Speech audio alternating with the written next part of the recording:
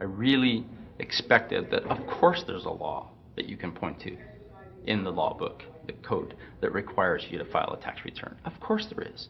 Maybe I don't know what it is right then as he was speaking to me, but sure. So naively, I agreed to go off and research it and get back to him.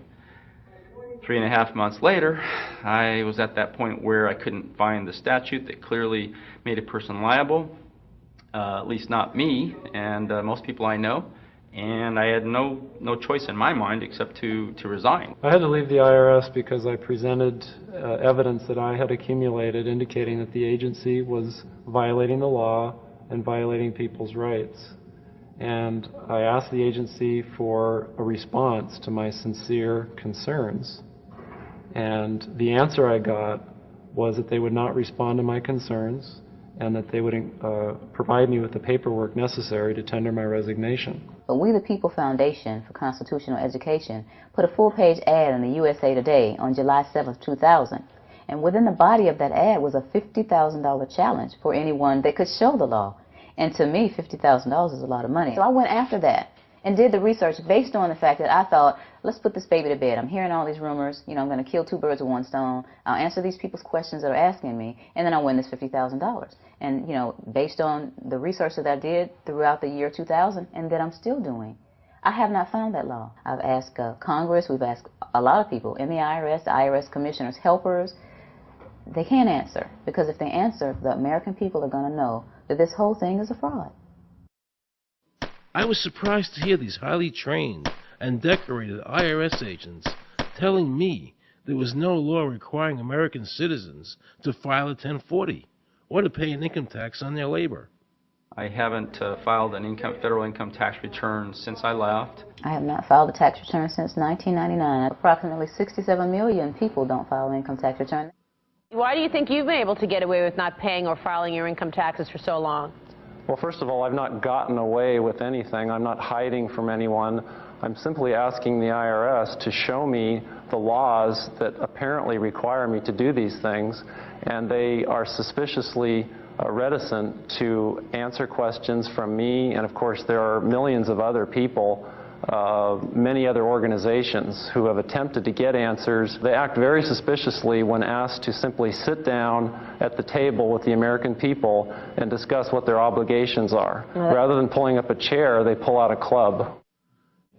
There is no law that requires the average American worker in the private sector to pay a direct, unapportioned tax on their labor and compensation for services. There is no law. When President Reagan was elected, one of the first things that he did was appoint a blue ribbon panel of business people headed by Peter Grace, and is commonly referred to as the Grace Commission. And their job was to research all the various areas of the federal government and make a report. One of the quotes from the Grace Commission is, 100% of what is collected is absorbed solely by interest on the federal debt. All individual income tax revenues are gone before 1 nickel is spent on the services taxpayers expect from government. We've been brainwashed. People have been told, that you need this income tax system to fund government, which is absolutely ridiculous. My question is, well, if that's true, how did we fund government from 1776 to 1913? Every year, you give the federal government a form that says, here's how all my money worked. If you lie, you could go to prison.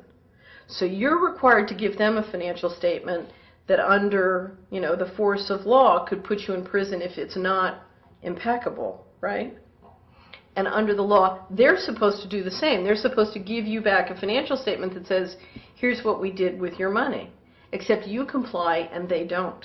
In fiscal 99, the Department of Defense had 1.1 trillion of undocumentable adjustments.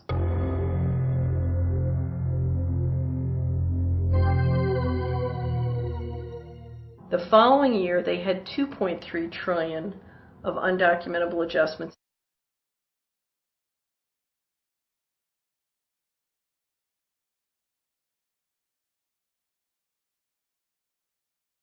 A lot of people might say, well, gee, if there wasn't an income tax, what would happen to education? They don't understand that education is paid for the most part, out of state and local taxes, your property tax. People might say, well, how are we going to build and maintain our highways if there's no money coming into the government? We need our highways. There is a tax on every gallon of gasoline that people buy.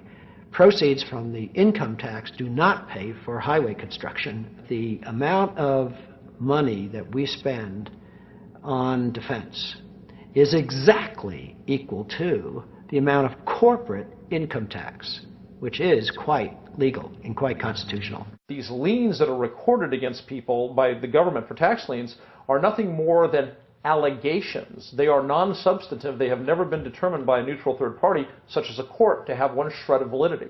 If you ever get a notice of an audit or anything else, the first thing you should do is a Freedom of Information Act request for records that they're using to substantiate or justify the audit. They're calling us tax cheats, they're calling us fanatics, they're calling us weirdos. I don't care what you call me, but I have one question. Where is the law? Show me the law. In November 2004, the government arrested former IRS criminal investigator Joe Bannister. They charged him with fraud for telling the American people the truth about the income tax laws. The jury obviously agreed with Joe. Well, it just showed Mr. Bannister to be honest and straightforward and working within the law. Vernice Kuglin, a Federal Express pilot, claimed there was no law requiring Americans to file an income tax. She also won in court.